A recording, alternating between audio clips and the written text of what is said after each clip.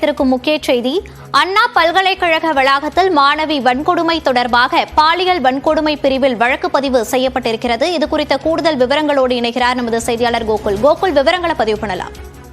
அண்ணா பல்கலைக்கழகத்தில் மாணவிக்கு பாலியல் வன்கொடுமை அளித்ததாக கொடுக்கப்பட்ட புகாரின் அடிப்படையில கோட்டூர்புரம் அனைத்து மகளிர் காவல் நிலையத்தில் பாலியல் வன்கொடுமை செய்வதாக வழக்கு பதிவு செய்யப்பட்டு தற்போது விசாரணை மேற்கொள்ளப்பட்டு வருகிறது. 64 BNS என்ற சட்டப்பிரிவின் கீழ் இந்த வழக்கானது பதிவு செய்யப்படுகிறது. குறிப்பாக மாணவிக்கு பாலியல் வன்கொடுமை நடந்திருப்ப என்ற அடிப்படையில் இந்த பிரிவின் கீழ் வழக்கு பதிவு செய்யப்பட்டிருக்கிறது.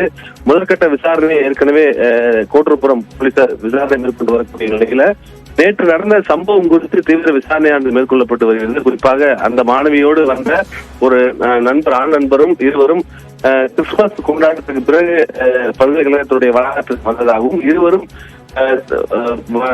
விடுதியில் படித்து வருவதாகவும், நேற்று இரவு இருவரும் தனியாக பேசிக் கொண்டிருக்கும் போது 2 நபர்கள் வந்து அந்த மாணவியை பாலியல் வன்கொடுமை செய்ததாகவும், அந்த ஆண் நண்பரை தாக்கிவிட்டு பாலியல் வன்கொடுமை நடந்திருப்பதாக புகார் அளிக்கப்பட்டது. அந்த புகாரின் அடிப்படையில் தான் 64 BNS சட்டப்பிரிவின் கீழ் இந்த வழக்கானது பதிவு செய்யப்பட்டிருக்கிறது.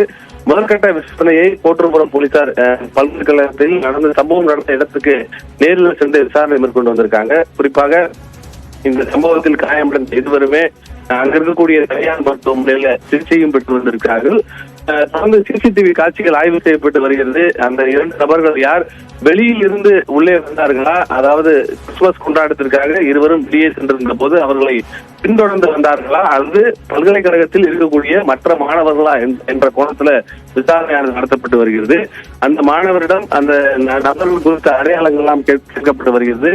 CCTV காட்சிகள் தொடர்ந்து ஆய்வு செய்யப்பட்டு வருகிறது. யார் வெளிநபர்கள் உள்ளே வந்திருந்தால் CCTV காட்சிகளின் அடிப்படையில் அவர்களை கண்டறிவதற்கான விசாரணையை காவல்துறை நடத்தி வர்றாங்க. இந்த சம்பவமானது ஒரு அதிர்ச்சியான சம்பவமாக பார்க்கப்படுகிறது. குறிப்பாக அண்ணா பல்கலைக்கழகம் என்பது நாட்டில் இருக்கக்கூடிய ஒரு முக்கியமான பெரிய பல்கலைக்கழகத்துல இது போன்ற சம்பவம் நடந்திருப்பது ஒரு பெரிய அதிர்வலையை ஏற்படுத்தியிருக்கிறது.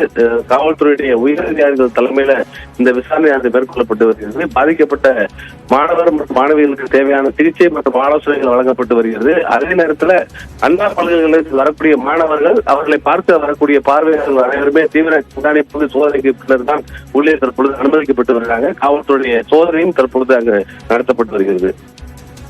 விவரங்களை வழங்கியமைக்கு நன்றி கோகுல்.